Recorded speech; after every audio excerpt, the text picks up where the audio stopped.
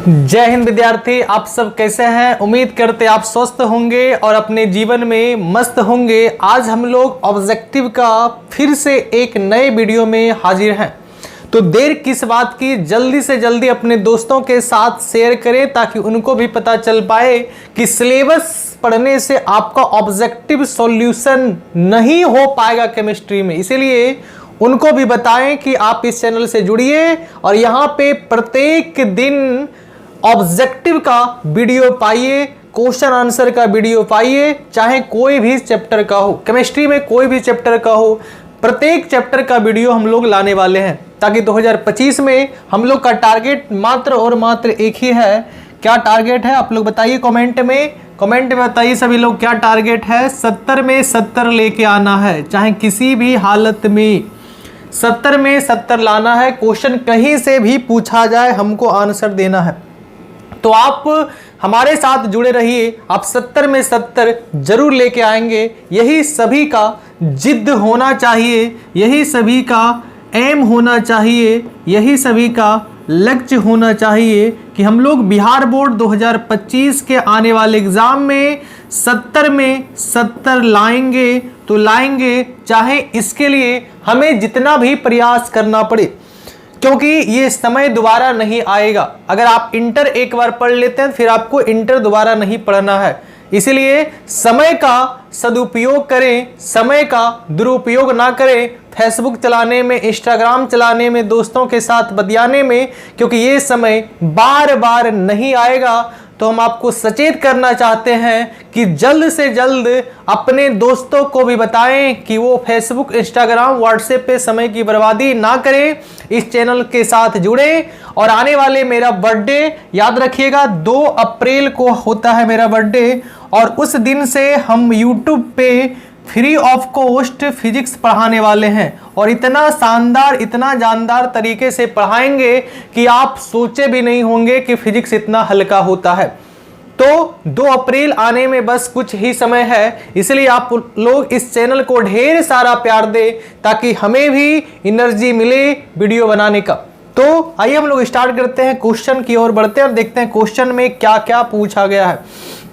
सबसे पहला क्वेश्चन आपके स्क्रीन पे, आप लोग देखो एक चीज आज से करना है, सभी लोग आज से काम करना हम बताते हैं, है ना। सभी को आज से काम करना है। क्या काम करना है, आप जहां भी कॉपी में लिख रहे हैं, चाहे फिजिक्स का, चाहे केमिस्ट्री का, चाहे मैथ का, प्रत्येक पेज पे आपको लिखना है 70/70, क्योंकि आपको हर समय हर पल यही दिखना चाहिए, इसके अलावा कुछ नहीं दिखना चाहिए। 70 में 70 प्रत्येक पेज पे लिखेंगे। आज से सभी लोग वादा करेंगे कि हम लोग जितना भी पेज पढ़ेंगे सभी पेज पे 70/70 लिखा जाएगा, और ये आपको याद दिलाएगा कि हमें इस रास्ता पे चलना है, हमें रास्ता कहीं और भटकाना नहीं है। इसीलिए अगर आप इस रास्ता को पाना चाहते हैं, इस रास्ते में आना चाहते हैं, तो प्रत्येक पेज पे लिखेंगे 70 में 70। जिद है, हर चीज जिद से ही होता है। अगर ठान लिए तो जीत गए, ठान लिए तो जीत गए, तो ठानिए आप लोग। तो आइए हम लोग क्वेश्चन की ओर बढ़ते हैं। सबसे पहला क्वेश्चन ध्यान पूर्वक देखेंगे क्या पूछा गया है, और बड़ा लाजवाब क्वेश्चन है। क्या बोल रहा है, तनु और अल्प क्षारीय यहाँ पे होना चाहिए। थोड़ा टाइपिंग में देखो मिस्टेक होता है, इससे आपको ध्यान नहीं देना है, ये आपको ध्यान नहीं देना, आपको नॉलेज लेना है ना, टाइपिंग पे ध्यान नहीं देना है। क्योंकि कुछ स्टूडेंट हमको बोल रहे थे सर टाइपिंग में मिस्टेक हो रहा है, आप गलती लिख रहे हैं, तो ये सब चीज पे आपको ध्यान नहीं देना, आपको कॉन्सेप्ट पे ध्यान देना है ना। आप सीख पा रहे हैं या नहीं, क्योंकि टाइपिंग में हो सकता है मिस हो जाता है, क्योंकि बहुत सारे टाइपिंग होता है तो कहीं ना कहीं थोड़ा बहुत त्रुटि हो जाता है, हम लोग चेक भी नहीं करते हैं। तो आप कोशिश करेंगे उस चीज को सुधारने का, है ना। ये नहीं कि यहाँ पे सर गलती लिख दी, आप कॉन्सेप्ट यहाँ पे सीखिए, ठीक है। तो देखिए यहाँ पे सबसे पहला सवाल है कि तनु और अल्प क्षारीय KMnO4 के घोल को क्या कहा जाता है। बड़ा महत्वपूर्ण सवाल है, आप इसको मोस्ट VVI कर सकते हैं, वेरी वेरी इंपॉर्टेंट।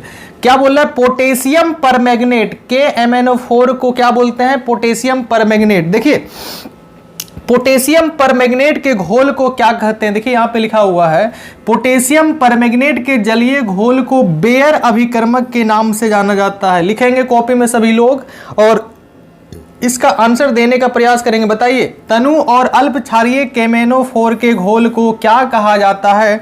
तो इसका राइट आंसर हो जाएगा बेयर अभिकर्मक। क्या हो जाएगा? बेयर अभिकर्मक। चलिए नेक्स्ट क्वेश्चन की ओर बढ़ते हैं और हम लोग देखते हैं कि नेक्स्ट क्वेश्चन में क्या पूछा गया है। ध्यानपूर्वक सुनेंगे। नेक्स्ट क्वेश्चन देखिए क्या पूछा गया है। आपसे पूछा गया है कि किसी अल्कोहल को एल्काइल क्लोराइड में परिवर्तित करने के सबसे अच्छी विधि में अल्कोहल के साथ किस प्रतिकारक की अभिक्रिया कराया जाता है। हम ये आपको क्वेश्चन देखिए, क्वेश्चन आपको ये बोलना चाह रहा है कि अल्कोहल से हेलो एल्केन, अल्कोहल से हेलो एल्केन अर्थात एल्किल हैलाइड बनाने का सबसे बेस्ट तरीका क्या है। तो याद कीजिए सभी प्यारे दोस्त, हम इस रिएक्शन को पढ़ चुके हैं। अगर आपको याद है तो हम याद दिलाते हैं। सबसे पहला रिएक्शन आप पढ़े थे, क्या चीज? अगर आपको याद है तो बताइएगा। एल्कोहल, एल्कोहल वाला कॉन्सेप्ट अगर याद है तो बताइए। सबसे पहले हम लोग एल्कोहल का अभिक्रिया, एल्कोहल का अभिक्रिया क्या है? एल्कोहल का अभिक्रिया सांद्र HCl से करवाए थे, सांद्र HCl से करवाए थे। किसकी उपस्थिति में भाई? निर्जलीय ZnCl2 की उपस्थिति में। किसकी उपस्थिति में भाई?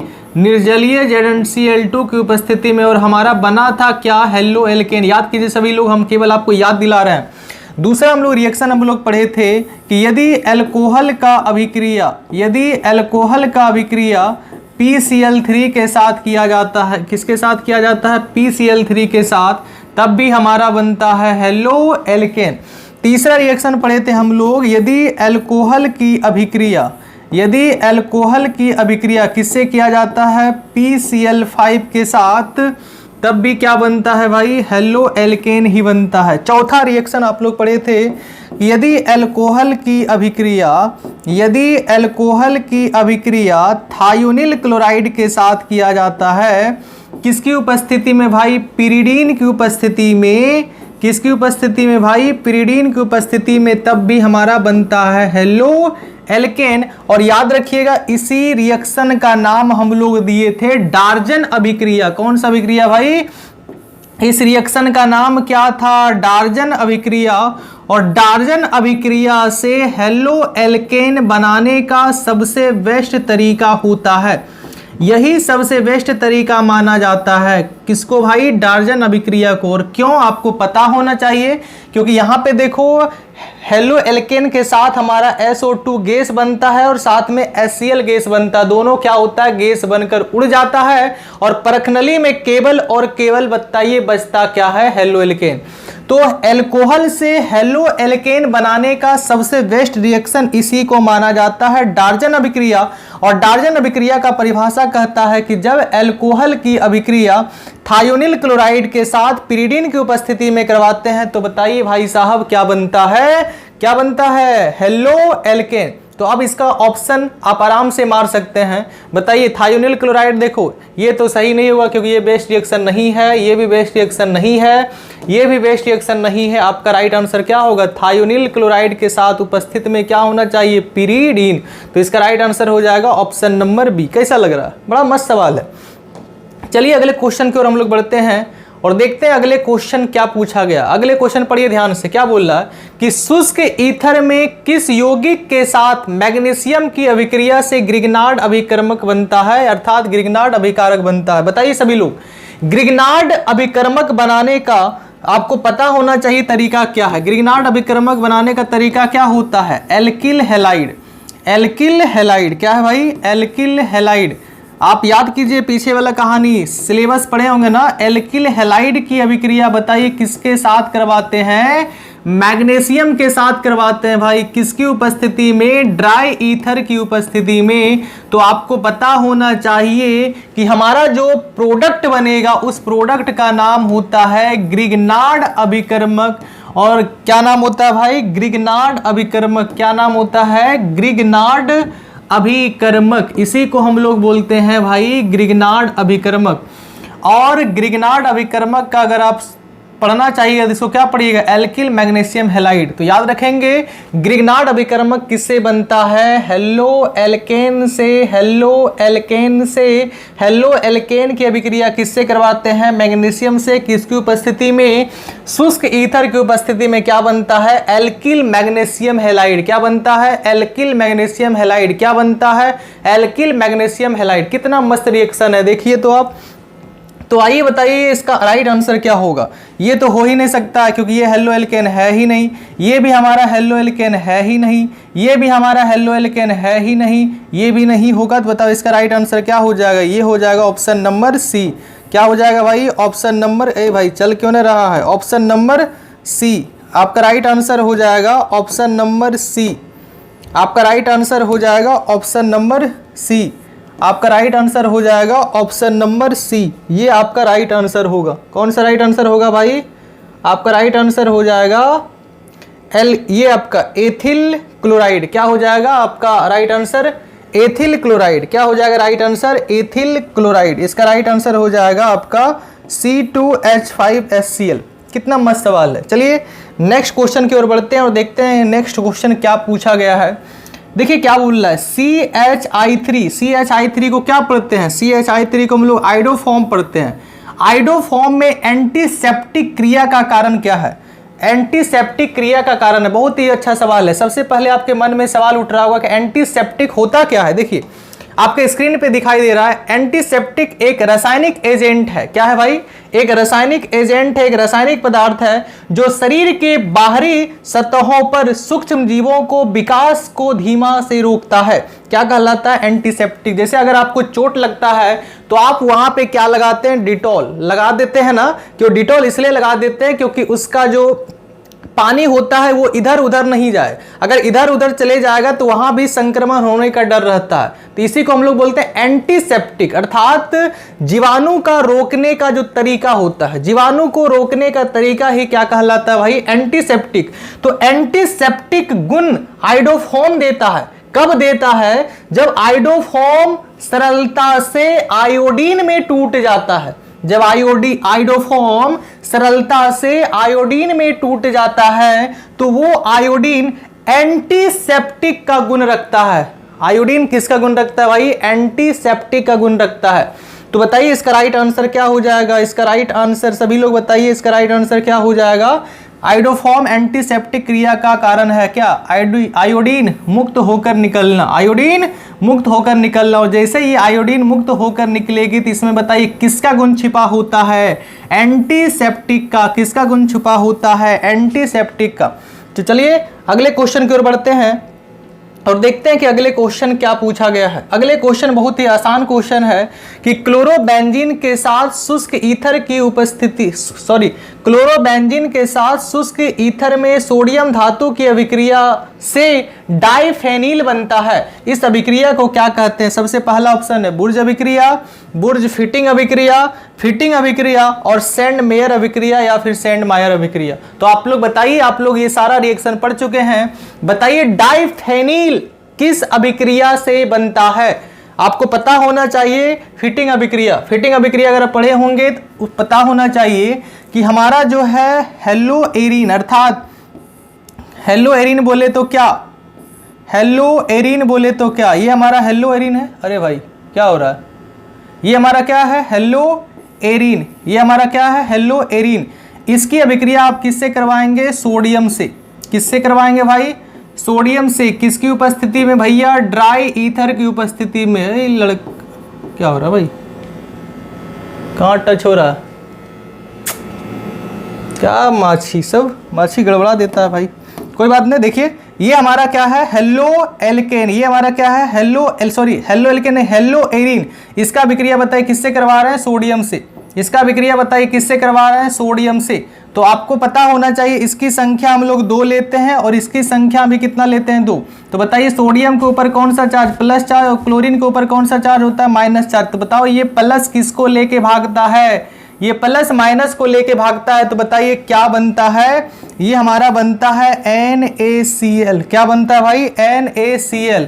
और साथ में ये दोनों बेंजीन आपस में क्या हो जाता है, ये दोनों बेंजीन आपस में क्या होता है, ये दोनों बेंजीन आपस में क्या होता है, कनेक्ट हो जाता है और इसी का नाम होता है डाइफेनिल।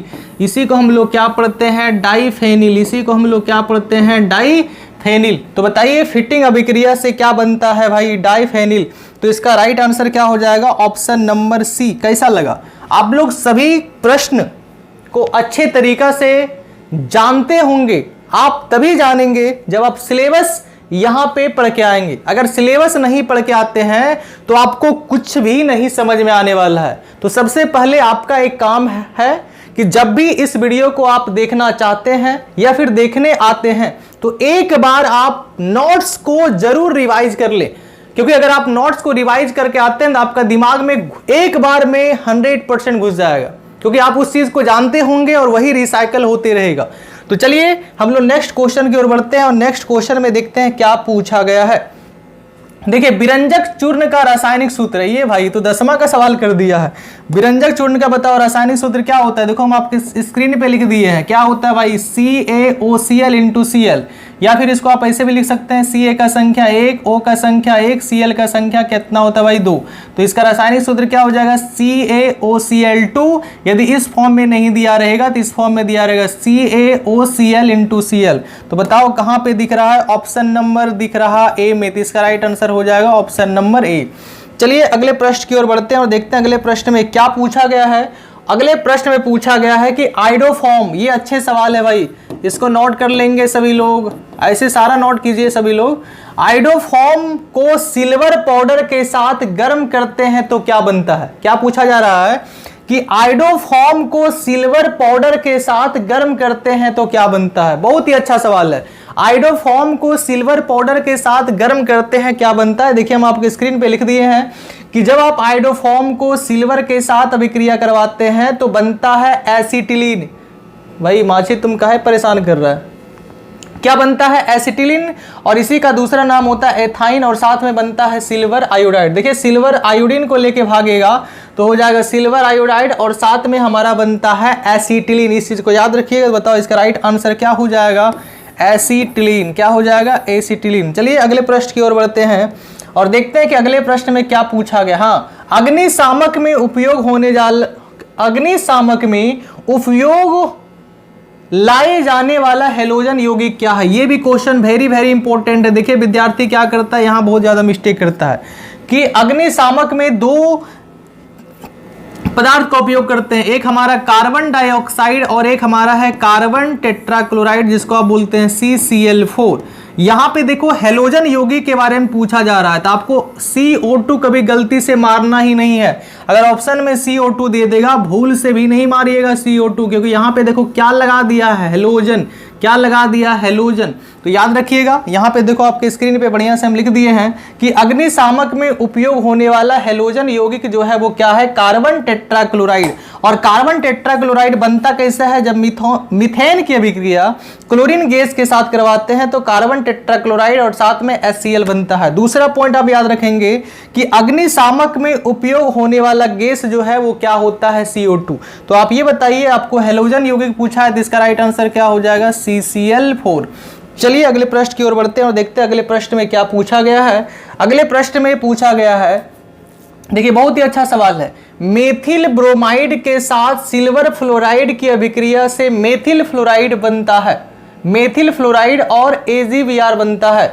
इस अभिक्रिया को क्या कहते हैं, हम देखिए अच्छे तरीका से आपको बताते हैं। आपको पता होना चाहिए कि यदि आप हेलो एल्केन की अभिक्रिया किससे करवाते हैं, सोडियम आयोडाइड से। किससे करवाते हैं भाई, सोडियम आयोडाइड से। तो आपको पता है क्या बनता है, एक बनता है हेलो एल्केन और साथ में बनता है सोडियम हेलोजन। ये हमारा पहला पॉइंट। दूसरा पॉइंट, यदि आप हेलो एल्केन की अभिक्रिया सिल्वर फ्लोराइड से करते हैं, किससे करते हैं भाई, सिल्वर फ्लोराइड से, आप लोग पढ़े होंगे, तो बताओ क्या बनेगा, बनेगा RF और साथ में क्या बनेगा, AgX। सभी लोग पढ़ के आए होंगे। बताइए इस अभिक्रिया का नाम क्या है। जब हेलो एल्केन की अभिक्रिया हम लोग सिल्वर फ्लोराइड के साथ करवाते हैं तो इस अभिक्रिया को हम लोग स्वार्ट अभिक्रिया बोलते हैं। कौन सा अभिक्रिया बोलते हैं भाई, स्वार्ट अभिक्रिया। कौन सा अभिक्रिया बोलते हैं, स्वार्ट अभिक्रिया। लेकिन जब आप हेलो एल्केन की अभिक्रिया सोडियम आयोडाइड से करवाते हैं तो इस अभिक्रिया का नाम होता है फिंकलेस्टाइन अभिक्रिया। क्या नाम होता है? फिंकलेस्टाइन अभिक्रिया। क्या नाम होता है? फिंकलेस्टाइन अभिक्रिया। ये आप लोग पढ़ के आए होंगे। तो बताइए आप इसमें क्या मारिएगा राइट आंसर? क्या बोल रहा है? मेथिल ब्रोमाइड अर्थात हेलो एल्केन है और इसका अभिक्रिया AgF के साथ करवा रहा है। हेलो एल्केन की अभिक्रिया यदि AgF के साथ करवाते हैं तो आपको पता है हेलो एल्केन और साथ में AgX बनता है। तो इस अभिक्रिया का नाम क्या होगा? इस अभिक्रिया का नाम हो जाएगा स्वाट अभिक्रिया। तो बताइए आपको वीडियो कैसा लगा? आपको वीडियो पसंद आया या नहीं? आप लोग कमेंट में जरूर बताएं और इस वीडियो पे कम से कम 150 लाइक करें ताकि बर्थडे के दिन पे फिजिक्स को फ्री ऑफ कॉस्ट यूट्यूब पे पढ़ाने वाले हैं। और याद रखिएगा केमिस्ट्री एक ऐसा पेपर है अगर आप सिलेबस पढ़ लेते हैं तो आप कभी भी एग्जाम में 100 में 100% नहीं ला पाएंगे। आप तभी ला पाएंगे जब उसका क्वेश्चन का प्रैक्टिस करेंगे, क्वेश्चन आंसर बनाएंगे, चाहे वो ऑब्जेक्टिव का हो, चाहे वो सब्जेक्टिव का हो, चाहे वो किसी भी प्रकार का प्रश्न हो। प्रैक्टिस करेंगे तभी। फिजिक्स एक ऐसा पेपर है जो कि आप सिलेबस पढ़ के उसमें आप 70 में 70 ला सकते हैं, लेकिन केमिस्ट्री में पॉसिबल ही नहीं है भाई। तो हमारे साथ जुड़िए, इस पॉसिबल को हम लोग करने वाले हैं और संभव को संभव बनाने वाले हैं। कब? जब आप क्वेश्चन का प्रैक्टिस करेंगे और ऑब्जेक्टिव डेली कम से कम 20 या 30 बनाने का प्रयास करते हैं। तो मिलते हैं नेक्स्ट वीडियो में। जय हिंद, नमस्कार।